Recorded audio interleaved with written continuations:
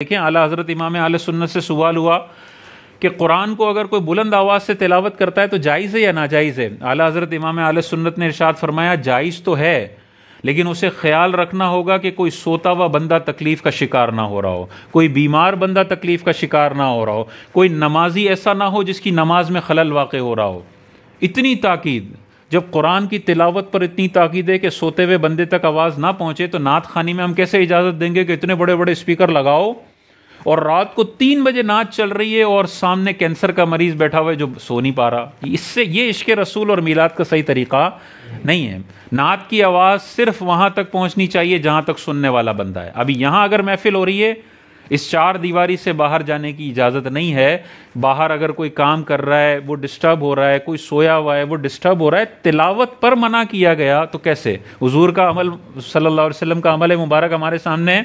حضور جب تہجد کے لیے اٹھتے تھے آہستہ سے بستر سے جدا ہوتے اور گھر کے دروازہ آہستہ سے کھول کے باہر نکلتے تھے۔ تہجد کے لیے اٹھ رہے ہیں لیکن باقی گھر والوں کی نیند کا خیال ہے کہ باقی گھر والوں کی نیند میں خلل نہ پڑے۔ یہ تو نبی نے ہمیں سکھایا ہے کہ آواز کی تکلیف آپ کسی کو نہیں دے سکتے۔ تو حضور کی سنت کی مخالفت کرتے ہوئے اگر کوئی میلاد مناتا ہے، ہم نے سب سے پہلے اس کا راستہ روکا ہے، ہمارے علماء نے سب سے پہلے اس کا راستہ روکا ہے۔ اور محفل نعت پہ علماء کے فتاوی موجود ہیں، گلی بند کر کے محفل نعت کرنے کی اجازت نہیں ہے، جائز ہی نہیں ہے، ٹھیک ہے نا؟ کیونکہ گلی میں ہر شہری کا گزرنے کا حق ہے۔ یا تو آپ اتنی گلی بند کریں کہ باقی راستے سے پوری پبلک آسانی سے گزر سکتی ہے تو کر سکتے ہیں، لیکن پورا ایسا تمبو لگا دینا کہ یہاں والا وہاں نہیں جا سکتا، وہاں والا یہاں نہیں جا سکتا، اس کو گھر جانا ہے تو یو ٹرن لے کے 10 منٹ ڈرائیو کر کے جانا پڑے گا، ایسی محفل نعت جائز بھی نہیں ہے اور اس میں شرکت کرنا بھی منع لکھا ہے علماء نے لکھا ہے کہ ایسی جگہوں پہ بیانات کرنے بھی نہ جائیں جہاں پہ اتنی بڑی عوام کو تکلیف دے کے محفل نعت رکھی گئی۔ حضور اس سے خوش نہیں ہوں گے۔ حضور علیہ السلام نے ارشاد فرمایا راستے کا حق یہ ہے کہ وہاں سے تکلیف دہ چیز کو ہٹایا جائے۔ ایک مرتبہ جہاد کے دوران صحابہ نے راستے تنگ کر دیے، اپنے جہاد کا سامان راستے میں رکھ دیا، روڈ پہ راستہ تنگ ہو گیا۔ حضور نے کیسا سخت جملہ ارشاد فرمایا؟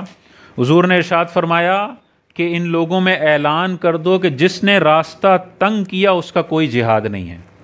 اندازہ کریں، صحابہ اپنی جان ہتھیلی پہ رکھ کے تلواروں کے ساتھ جنگ لڑنے آئے ہیں، حضور فرماتے ہیں اس کا کوئی فائدہ نہیں ہے، تم نے راستہ تنگ کر دیا ہے۔